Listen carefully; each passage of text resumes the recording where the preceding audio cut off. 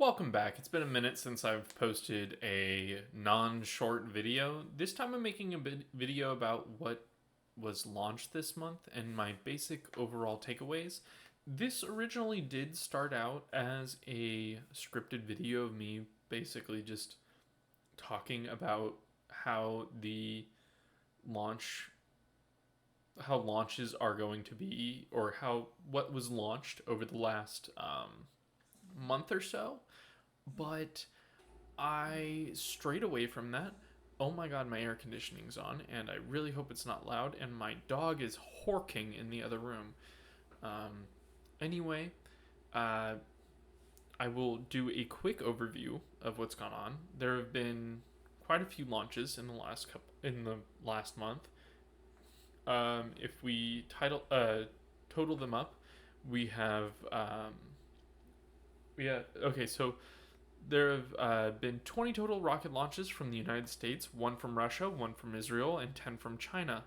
If we take SpaceX out of the equation, the United States only launched 4 rockets, 2 of which were suborbital flights from a New Zealand based company, and 1 was just a suborbital flight from Blue Origin. Meaning the United States is really only launching about 1 orbital non SpaceX flight. And this is not the pace that you want if you at all want to compete with China for the moon. Personally, it's kind of sad, and if you add SpaceX back in and you take away all of the Starlink launches, you get only about 6 orbital launches from the United States. This is absolutely how you lose your global superpower status. Luckily, the United States may see an increase in companies joining the pool of launch providers. In October, we could see another Starship as well as another New Glenn launch and even an Atlas V launch. Unfortunately, the US just isn't keeping up with the progress in China. In the next year, or in the next few months alone, before the end of the year, before the end of December, Chinese rocket companies are launching multiple new rockets that compete with the Falcon 9, as in they will be reusable. Landscape Space's Zhuque 3 has its demo flight before the end of the year, as well as CAS Space's Connecticut 2, which will also have its demo flight before the end of the year. Pallas 1 from Galactic Energy is in its late stages of development and may get a flight before the end of the year. During this time, Rocket Lab may demo Neutron. That's it. We may see one more Starship launch after the one in October. That's pretty much it. I mean, you could say that New Glenn, but we've already seen a demo from New Glenn. New Glenn will launch and it will attempt a landing in I think several times in the next couple of months. But that's it. That's all we're getting. So we'll have 2, maybe 3 companies with reusable rockets. Well, China alone is debuting 3 in the next couple of months, as well as in the next year, about 5 or 6 other rockets are also joining the pool. I'll talk about one of the other ones in a minute.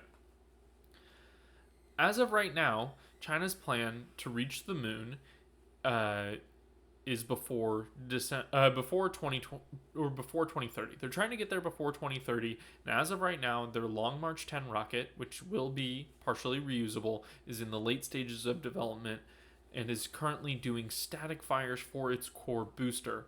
Their lander is also currently doing propulsive tests. Now let's see how America's doing. Artemis 3 is planning on landing on the moon in about 2027. But here's the issue. We're not going to see Artemis 2 till 2026. Now, since Artemis 1, what has it been, 3 years? I think it launched late 2022. It's late 2025. That's a long time. That's too long. If it has a delay like this again, we probably won't see it launch till 2029. And that's best case scenario. And yeah, so if it gets delayed again, we're screwed. Yeah. Both HLS teams, the Human Landing System teams, haven't even started testing lunar landers. Blue Origin is currently building the stage that will transport the lunar lander to the moon, and it has actually been quite successful. Um, but as of right now, their lander is just yet to have been built. They've done a mock up, but that's it. Now, SpaceX's HLS, which will just be a variant of the Starship, just with no flaps, no heat shield tiles, and will have landing legs and solar panels, as well as engines placed up higher on it so that it doesn't disturb as much lunar regolith. But Starship's current state is that it has yet to carry passengers and it has yet to have completed a full orbit of the Earth.